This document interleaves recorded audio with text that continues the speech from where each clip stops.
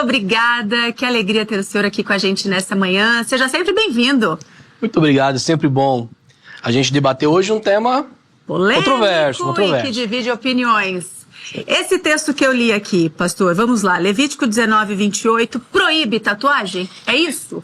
Esse texto, ele é muito legal porque ele demonstra uma dificuldade que a gente tem com a interpretação bíblica. Quando a gente vai ler qualquer texto da Escritura, uma das primeiras coisas que a gente precisa fazer é entender qual é o gênero do texto. Tá. Esse gênero, por exemplo, ele descreve como funcionavam as leis, os requisitos para o povo de Israel, e é um texto histórico. Tá. Então, quando eu me achego a esse texto, eu não posso interpretá-lo direto sem entender o que aquele texto quis dizer especificamente para aquele povo. Entendi. Senão, eu imponho ao texto um significado que não é dele. Então, quando eu olho tatuagem ali, não trata da perspectiva moderna de tatuagem. O texto, ele fala especificamente sobre questão de idolatria, que justamente deveria ser o foco quando a gente pensa sobre se tatuagem é pecado ou não, ou qualquer outra coisa da vida. Existe um tema que é mais complexo, é mais basilar, e é ele que nós deveríamos nos dedicar, que é justamente a motivação pelo qual eu faço não só isso, mas qualquer outra coisa. Entendi. Então vamos lá. Então assim, cravar que tatuagem... Podemos cravar? Tatuagem é pecado? Então, para decepção de alguns, a maior parte dessas questões de prática que tem a ver com o costume, a resposta bíblica é depende. Tá. Porque ela vai depender de motivação, ela vai depender de quais são as consequências daquilo, ela vai depender de uma série de outras questões que são mais importantes do que o ato de fazer ou não. A gente poderia retirar a tatuagem e colocar qualquer outra coisa. Sobre comer, beber, sair, por exemplo. Seria errado eu descansar? Essa é uma pergunta simples. Tá. Descansar não é errado. Uhum. Mas e quando o meu descanso se transforma no meu ídolo? A ponto de me impedir viver em comunhão com meu irmão. Então, a resposta ela nunca é tão simples, um sim ou não. Ela precisa começar com um depende, porque a partir dele a gente começa a ter a oportunidade de escavar um pouquinho mais para entender as motivações. Então esse texto que a gente leu agora não se aplica não se aplica ao cristão de hoje? Não se aplica. Porque o texto, quando ele fala sobre fazer marcas em homenagem aos mortos, ali está falando de um contexto de culto. Então é uma outra coisa muito diferente de trabalhar a questão de tatuagem por estética. Ali é um culto, um ritual em que as pessoas se marcavam no ato de culto. Entendi. Então embora use a palavra, não é o que nós traduziríamos como tatuagem hoje. Como nós falamos há pouco, é um tema que divide muitas opiniões. E cada um vai ter uma opinião, a gente tem que respeitar a opinião de todo mundo, não é mesmo, pastor? Mas é o seguinte, o Fabrício disse, nosso corpo é templo e morada do Espírito Santo e deve ser oferecido em sacrifício em culto racional a Deus. O Eliezer disse, eu acho pecado tatuar, o nosso corpo é templo do Espírito Santo e não agrada carimbar. Temos que aceitar aquilo que Deus nos criou. A Márcia também disse, eu entendo que tatuagem é pecado, porque o nosso corpo é templo. As pessoas estão dizendo aqui praticamente a mesma coisa. O nosso corpo é templo do Espírito Santo. Nós temos que cuidar do nosso corpo, é isso. Mas assim, fazer uma tatuagem é deixar de cuidar? Como é isso? É interessante quando a gente não entende bem o que o texto está querendo dizer. Quando o texto ele nos lembra que somos a habitação do Espírito Santo, a gente logo associa a nosso corpo físico de maneira direta. E aí, baseado no nosso corpo de maneira física e maneira direta, eu começo a associar com questões culturais. A questão de ser habitação do Espírito Santo fala muito mais do que se eu faço ou não. E perceba que eu não estou fazendo uma defesa de fazer ou não. O que eu quero conduzir é pensar que existe uma motivação e existe algo que é mais profundo. Então, quando a gente pensa em habitar um templo, o nosso corpo, nossa vida como habitação do Espírito Santo, a pessoa pode não ter nenhuma tatuagem. Mas olha só uma coisa interessante. Quando Jesus ele fala de adultério, ele, diferente do que os seres humanos achariam o adultério como ato consumado, Jesus vai dizer que o adultério ele começa com a motivação. Então, se você olhar com desejo, você já cometeu adultério. Já cometeu. Então, o pecado não está só no ato. Então, perceba que pode ser uma pessoa que tenha ojeriza, a tatuagem, e que nunca faça, mas ela vai lidar com outros pecados, que vão afrontar a habitação do Espírito Santo de maneira talvez ainda mais danosa do que o ato externo de fazer ou não a tatuagem. Entendi. Então, o grande desafio é justamente, antes de responder se é pecado ou não, a pessoa precisa entender quais são as suas motivações a fazer. Ela está fazendo porque ela quer se ajustar a um grupo específico? Ela está fazendo para que, pensando num combo, então tatuagem mais academia significará um tipo específico de roupa? Então não é só o ato em si, é a motivação que está direcionando ela a fazer. Aí as pessoas podem dizer, mas é vaidade. Realmente, tudo é vaidade. Então, nós poderíamos associar a cortes específicos de cabelo, a tipo de roupas. Então, o ato em si é importante que as pessoas reflitam, mas a necessidade mais direta é entender o que está no coração, qual é a motivação. Então, vamos dizer que se tatuar por rebeldia, por exemplo, para atacar alguém, para provocar a ira dos pais, por exemplo, né? Às vezes os jovens aí querem provocar, aí é pecado. Sim, porque se você está dentro da casa dos seus pais, você vive debaixo da autoridade deles e a regra da casa é não fazer, se você faz, a motivação está errada. Imagine que a sua igreja, o conceito do pastor e o conceito a qual interpreta a escritura diz que é errado, você tem a outra opção. Você tem a opção de não estar naquele lugar. Mas se você está naquele lugar, você está sujeito claro, àquela interpretação. E quando faz, aí é um ato de rebeldia. Então perceba que não é o ato em si, mas é um ato de rebeldia.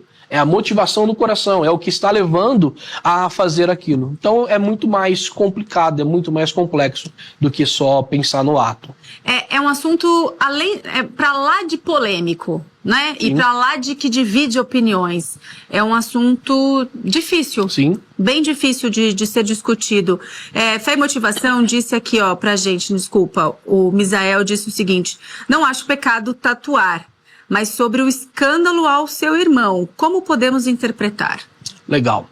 Bom, a Bíblia, ela trabalha em duas perspectivas muito interessantes. Primeira coisa, nós temos que, pensando no irmão mais fraco, mesmo que eu entenda que aquilo não é pecado, eu preciso, para que esse irmão mais fraco não se escandalize, deixar de fazer algumas coisas. Mas, por outro lado, a Bíblia também me chama, até para que de forma pedagógica para o irmão mais fraco, para que eu não abra mão da minha liberdade. A Bíblia, então, está se contradizendo? Não. A Bíblia está ensinando que cada caso é um caso.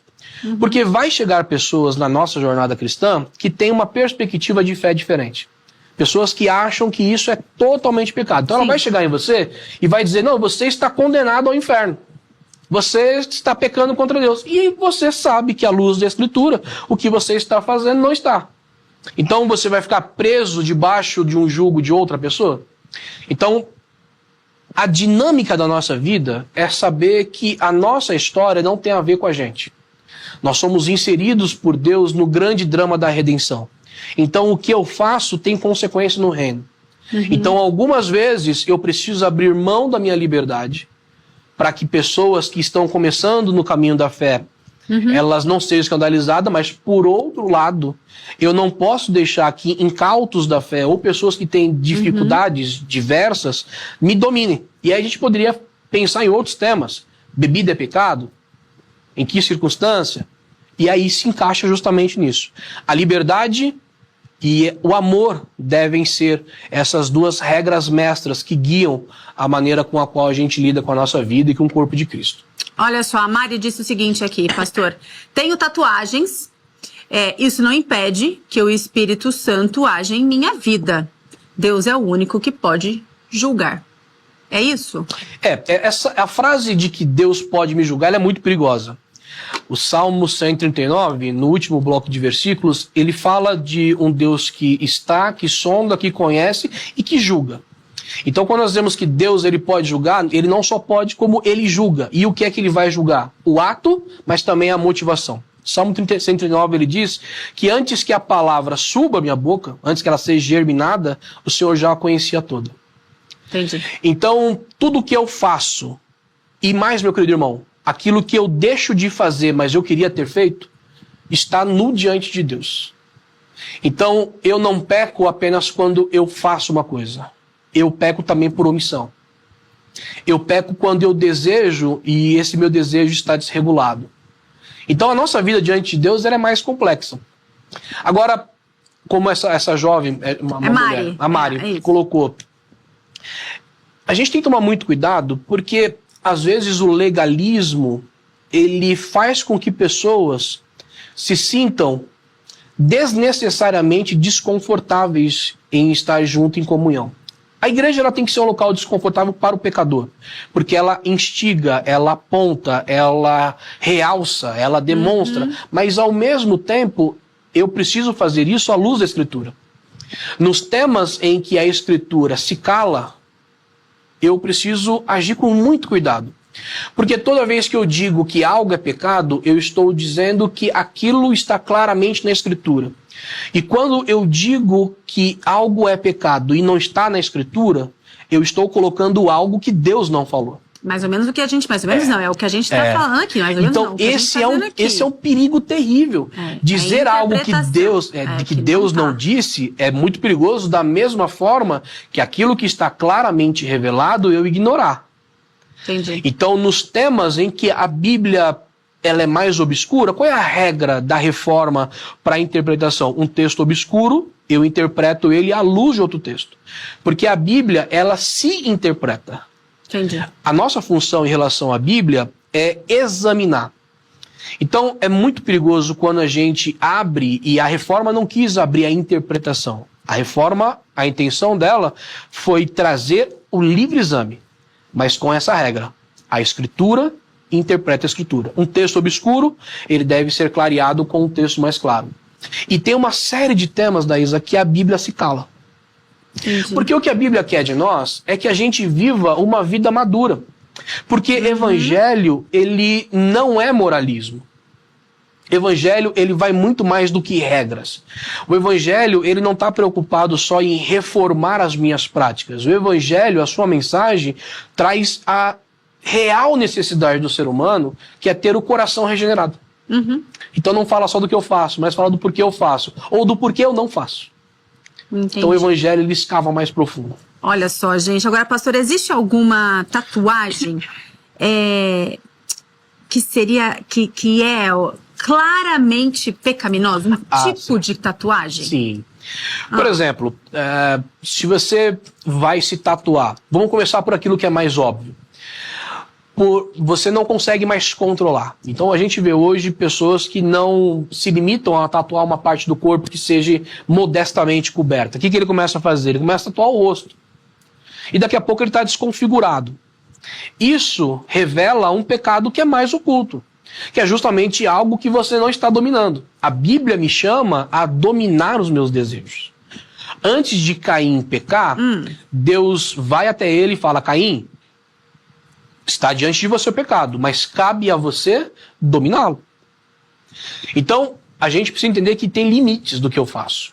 Então, se algo está me controlando, isso já está fora do que a Bíblia ela nos prescreve. Outra coisa. E isso, na verdade, se encaixa também não só com a tatuagem, exatamente, mas com em qualquer outras coisas outra na nossa coisa. vida, claro. Outras coisas que são uma afronta direta. Uma afronta direta é quando eu faço algo que está claramente revelado na palavra de Deus que é errado. Por exemplo, você vai tatuar uma imagem de um demônio no seu corpo? Uma imagem que contraria totalmente os símbolos da fé cristã? Aquilo que está diretamente contra a palavra de Deus? Então isso é algo que é óbvio, que é algo que é claro. Aquilo que a gente estava falando sobre a motivação antes. A tatuagem que você vai fazer, ela vai te fazer mudar o seu estilo de roupa? Porque você precisa agora mostrar aquela tatuagem que você tem o tempo todo?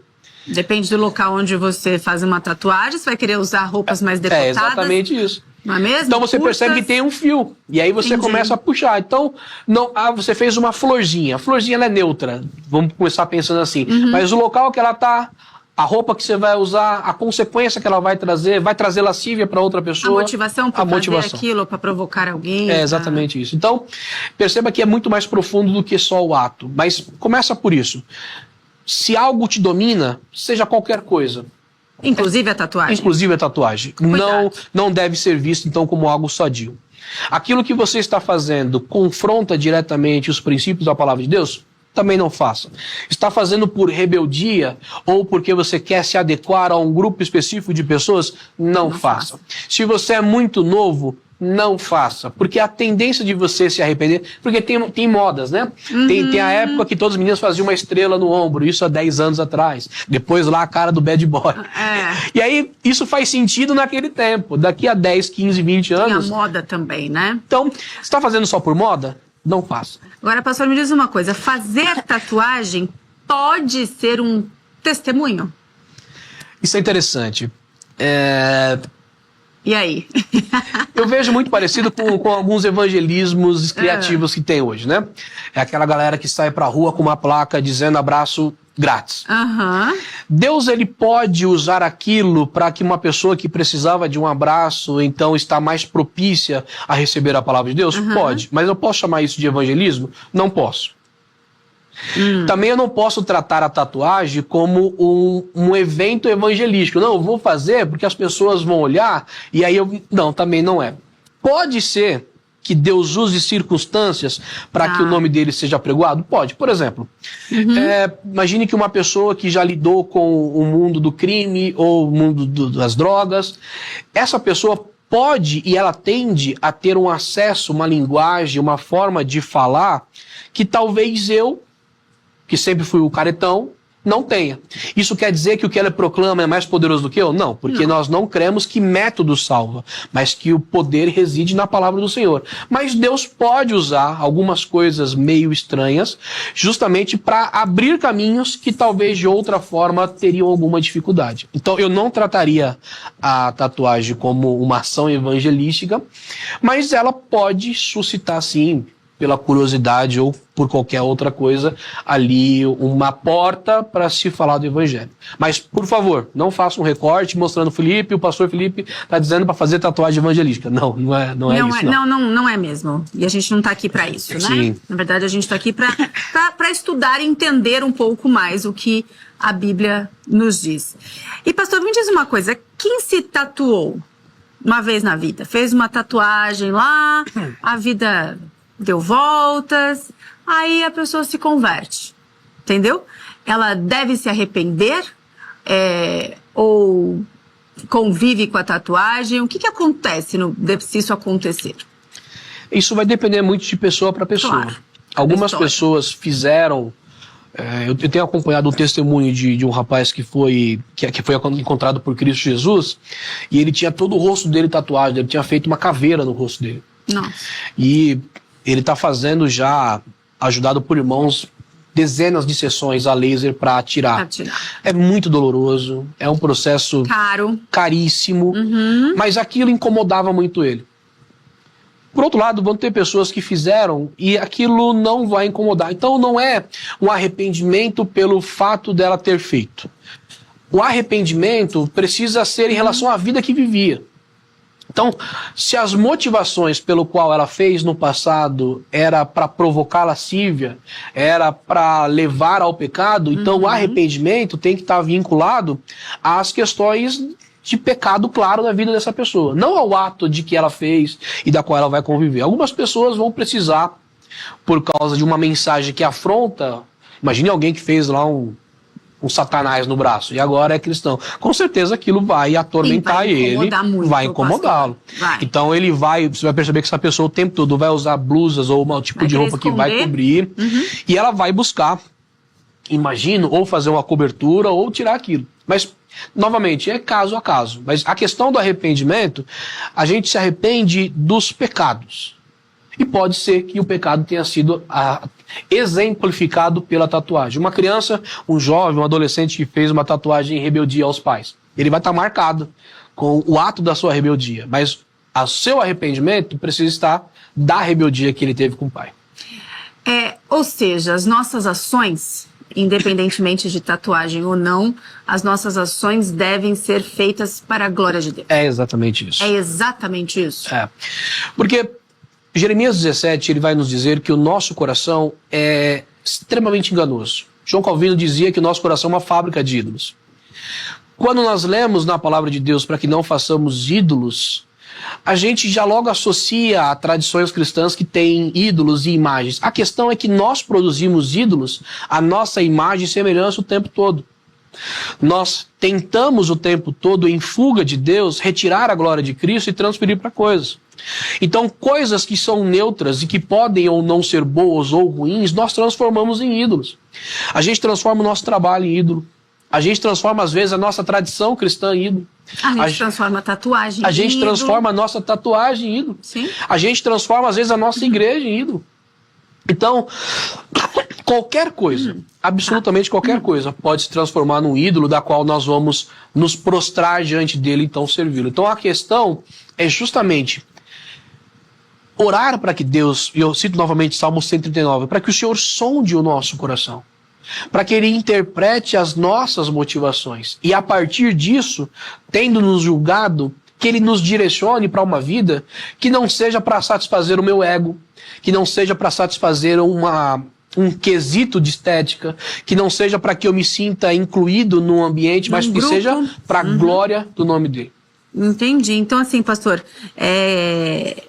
vocês entenderam, gente, que interessante isso? Depende, então, da motivação. Motivação. E é evidente que a motivação ela vai levar para outras coisas. O que você está fazendo, o desenho do que você está fazendo. Mas perceba que a raiz está na motivação. E o nosso corpo pertence a quem? Exatamente. Por isso que tudo que nós fazemos, e não só o que nós fazemos, eu tomo sempre cuidado de dizer isso, porque senão a gente transforma o evangelho numa lista de regras. Faça isso, não faça proibido aquilo. E liberado. E aí se eu bato o meu checklist, então Deus ele é obrigado a me salvar.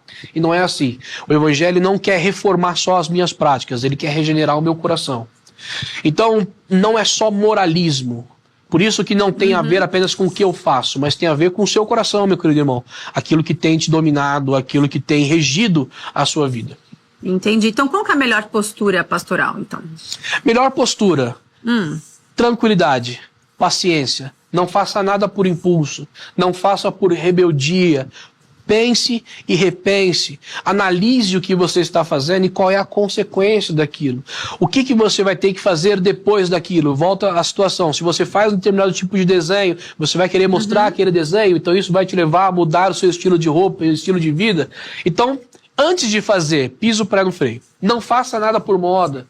Não faça por rebeldia. Espere, pense. E aí depois, à luz da palavra de Deus, com um coração tranquilo de que está fazendo aquilo para a glória de Deus, então aí você vai ter capacidade para decidir se faz ou não faz. Entendi. Então, assim, nós temos que cuidar do nosso corpo. Realmente ele é templo do Senhor, não é isso? Depende muito das suas motivações. Hoje, já que a gente está falando um pouquinho dessa idolatria à imagem, hoje a gente vê... Tem até filmes aí, né, que foram feitos ano passado, até que foram indicados ao Oscar e tudo mais, que falam sobre essa idolatria estética. Né, pastor? A gente está mudando um pouquinho o foco aqui, mas tem isso, né? Porque hoje a gente tem visto uma idolatria estética. As pessoas querem mexer no rosto todo o tempo. É tudo, né? Unha, cabelo, cílios, botox, um monte de procedimentos estéticos que vão deformando as pessoas. Isso também tem que tomar cuidado pela motivação? Muito. A estética hoje, ela é uma das indústrias que mais fatura no mundo. Muito.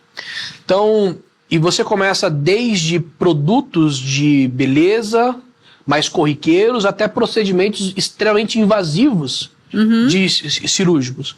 E tudo isso novamente volta. Eu posso fazer um procedimento cirúrgico, a gente vai voltar sempre à mesma questão. Eu sei que às vezes, Daísa, as pessoas preferem uma resposta mais simples de faça ou não faça, de sim ou não. O problema... É muito pessoal isso, né? É mais do que isso. O problema é que a Escritura, ela não quer que nós sejamos meninos na fé para sempre. Tem uma fase da nossa vida que a gente se alimenta pouco mais o beabá da Escritura. Mas é necessário um momento da jornada que a gente viva a maturidade. E o que é a maturidade? Eu conheço os princípios da palavra de Deus, e agora os princípios da palavra de Deus vão ser os que vão regrar, não só isso, mas qualquer coisa na minha vida. Então, qualquer coisa que eu vou fazer, eu preciso olhar para os princípios. Eu vou mudar de cidade? Eu vou mudar de igreja? Eu vou fazer aquilo ou não? Então, eu preciso olhar para os princípios. E essa questão da idolatria, da estética, ela tem sido um perigo gigantesco, porque ela tem causado males gigantescos. E perceba que alguém que começa a fazer um procedimento estético, ela nunca para em um. Começa a fazer tatuagem, né? Dizem, né? Não pode nem ter uma começou, aí vira um gibi.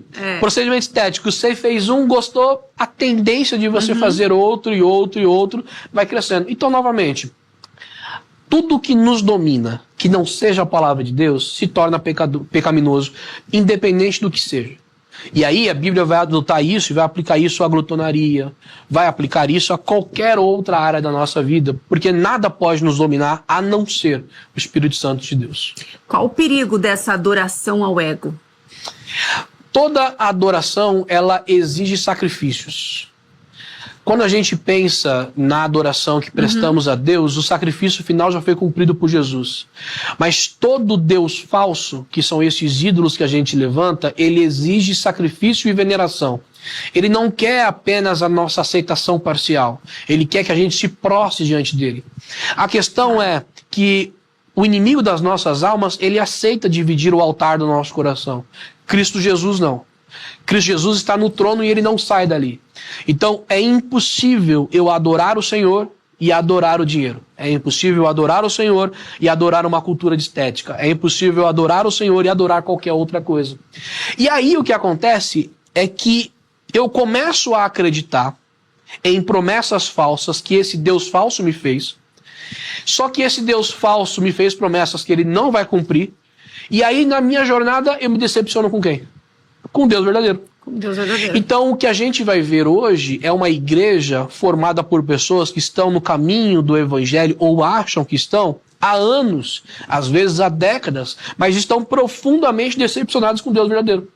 Porque ao invés de olhar para aquilo que a Bíblia diz, acreditou nas promessas que o seu próprio coração fez. A questão é, a gente se decepciona com Deus falso? Não. A gente se decepciona com Deus verdadeiro. Agora, pastor, me veio aqui na cabeça uma coisa assim que eu acho que é um assunto que a gente precisa tocar. Estamos discutindo aqui, tatuagem é pecado? Tá, estamos aqui discutindo o assunto que é polêmico, divide opiniões. Agora, às vezes dentro da igreja, o senhor me entende o meu pensamento, às vezes dentro da igreja tem uma pessoa tatuada. Aí vem um irmão e não gosta e acaba, né, essa pessoa tatuada acaba sofrendo um preconceito deste outro irmão. Tá errado também, Total. né? Tem que tomar cuidado para você não julgar a pessoa que é tatuada dentro da igreja, no seu trabalho, onde você estiver. É isso? Aí também é problema. Então perceba que aquela pessoa que está tatuada, mas é crente em Jesus, foi salva por Jesus, tem um coração apaixonado pelo evangelho, e de repente a outra pessoa, que numa linguagem popular seria o caretão, nunca fez, nunca fará, tem uma série de regras. E tá tudo certo também. E tá tudo certo, mas perceba que ele eleva o fato dele não ter feito a uma condição de perfeição espiritual. Acha que é superior. A isso a Bíblia chama de fariseu. Entendi. Então, Jesus já nos alertava, porque nós fazemos julgamentos e pré-julgamentos o tempo todo. Quando eu olho para uma pessoa, eu já julgo, querendo ou não, se essa pessoa é bem-sucedida, se essa pessoa tem uma família feliz ou não, se essa pessoa é crente ou não. E se tiver uma tatuagem ainda? Aí eu posso pecar em dobro. Então a questão é, ao invés de nós deixarmos o nosso julgamento, que é sempre pecaminoso, nos dominar, eu preciso olhar o outro na ótica de Cristo Jesus. Eu não sei se ele é um convertido, mas se ele não é um convertido ainda, a minha postura deveria ser, Senhor, salva ele. Eu não estou entendendo muito o que ele está fazendo ali com aquela cara tatuada. Mas, Senhor, alcança ele. E ao invés de repelir, eu abraço. Ao invés de olhar torto, eu abraço a pessoa e faço acolho. Faço ela se sentir bem recebida. Perceba que A gente conhece sempre algumas pessoas que nunca vão falar nada assim ofensivo pra ninguém, mas não conseguem disfarçar o olhar. Já conheceu alguém assim? Que na cara você sabe que ela tá julgando. A pessoa já leu. Então perceba que essa pessoa pecou não porque ela falou alguma coisa, mas pecou porque o seu coração estava na motivação errada. Então, a vida cristã, ela é muito mais complexa do que a gente acha. E existe relação entre a cultura atual e essa idolatria que a gente estava falando há pouco? É que me veio essa pergunta do preconceito e misturei os assuntos, mas vamos lá, vamos voltar um pouquinho. Toda manifestação idolátrica, ela tem toda a relação com a cultura circundante. A gente observa, por exemplo, no Novo Testamento, existe uma frase, uma imagem que é muito importante para o Novo Testamento, que é reino dos céus. Jesus o tempo todo reforça que o reino de Deus, o reino dos céus havia chegado, e aquela perspectiva do já e do ainda não, porque o mundo está mergulhado em outros reinos. Quando a Bíblia fala de Senhor, a pessoa que requeria para si o título de Senhor era César. Então as nossas idolatrias estão vinculadas ao nosso tempo. Hoje o nosso tempo é estética, mas a gente se assustaria em saber que a estética sempre foi uma preocupação em todo o tempo e de formas diferentes. Há culturas até hoje que olham um homem bem gordinho como alguém esteticamente atraente. Talvez eu tenha nascido no lugar errado, né? Então perceba que a cultura, ela molda. O que para nós hoje é um outro padrão, para outras culturas não é. Mas perceba que essa cultura vai moldar o meu coração. Nós não vivemos numa era neutra. Tudo o que é feito, ela aponta para uma visão de reino. E essa visão de reino nos molda a um nível que a gente não percebe. A gente não percebe o que as propagandas fazem na gente. A gente não percebe o que o outdoor de uma academia produz no nosso coração. As redes sociais. As redes sociais, o shopping. O shopping, ele é uma grande catedral. A gente vê uma série de capelinhas e em cada capela está oferecendo salvação. Qual é a história de salvação que ali é vendida? Você não está adequado, você está em pecado. Venha para mim comprar o meu produto, porque se você comprar o meu produto, você vai ser salvo. É isso que a gente está comprando. Só que qual é o problema da cultura? Ela nunca vem de uma redenção total. Eu compro uma roupa hoje para me adequar e cobrir o meu pecado, mas eu vou descobrir quando eu abrir a rede social que a minha roupa está atrasada. Já não está valendo mais. Aí o que eu preciso fazer? Eu preciso voltar para comprar outra. E aí eu me alimento nessa cultura, que é um grande culto, sem que eu perceba. Então a idolatria está vinculada ao tempo em que nós vivemos. E o que a teologia reformada ensina sobre essa idolatria ao corpo? Nós estamos falando de estética, a gente misturou um pouquinho aqui, estamos de estética, aí dessas mudanças que as pessoas querem toda hora, precisam de mais, nunca estão satisfeitas. Também de tatuagem. O que a teologia reformada fala sobre isso, pastor? A teologia reformada, ela tem a natureza humana, o corpo humano, a criação de Deus em alta conta. Nós valorizamos absolutamente todos os aspectos e é por isso que nós defendemos a vida desde a concepção. E para nós a vida é algo inegociável. Mas a teologia reformada nos aponta que a maneira com a qual nós vivemos não deve ser vivida para satisfação dos nossos próprios desejos e egos. Nós somos chamados por Deus para representar um papel neste mundo. Então, tudo aquilo que nós fazemos precisa ser feito com um único objetivo, que é para a glória de Deus. Eu não faço nada para satisfazer as minhas vontades. Eu não faço nada para que eu me sinta legal. Eu faço qualquer coisa para que o nome do Senhor seja apregoado e glorificado na minha vida, pela minha vida e através da minha vida. Então esse é o nosso desafio. Eu valorizo e eu valorizando eu vou cuidar. E eu valorizando, eu vou também trabalhar a estética. Exatamente. Porque como é que eu valorizo se eu ando de qualquer jeito? Só que a questão é, quais são os limites? E os limites não vai ser a gente que vai colocar aqui numa lista de checklist, mas os limites é esse. O que eu faço? Faço para a glória de Deus? E aí fica um desafio para os maridos. Você lava a louça na sua casa para a glória de Deus? Então, é isso. Tudo que eu faço, desde coisas pequenas a coisas maiores, Deus está sendo glorificado ou não? E aí, essa pergunta. Vem a nossa pergunta. Tatuagem é pecado? Quando você pensar em for fazer, né, pastor? Que faça essa pergunta antes. Vou fazer essa tatuagem para a glória de Deus? É isso aí. Marcar o meu corpo? E aí? Né? A motivação faz toda a diferença aí na sua caminhada com o pecado, não é isso, pastor? Olha, tem bastante gente aqui no nosso chat, não vou conseguir ler todas as mensagens, muitíssimo obrigada, que bom que vocês estão participando aqui do nosso programa, Luciano Neto participando bastante aqui com a gente, a Márcia disse aqui, olha, somos todos iguais, no reino de Deus, ninguém é maior ou melhor do que alguém. É exatamente o que a gente estava dizendo aí. Cuidado! Entendeu? Às vezes você não tem tatuagem e vai apontar ali o irmão que tem e aí você vai estar pecando, não é, pastor? É exatamente isso. Então, assim, ninguém está dizendo que aqui se tatuagem pode, não pode. Depende muito do seu coração. Perceba isso, que eu nem respondi essa pergunta, se é pecado ou não. É porque não dá para responder essa pergunta, porque depende do coração da pessoa. É isso aí. Não é isso, pastor? Mas assim, cuidado para não julgar. Cuidado para não julgar e cuidado com o que você faz só para satisfazer a sua vontade. Então, essas duas questões precisam estar ficam aí equilibradas. Duas lições muito boas. Cuidado para não julgar e cuidado para não satisfazer as suas vontades, marcando aí o seu corpo, não é mesmo, pastor? A gente tem que cuidar do nosso corpo. Não é aqui que o Espírito Santo mora, pastor? Olha que maravilha isso. Não é uma bênção isso, saber que o nosso corpo é um templo do Senhor?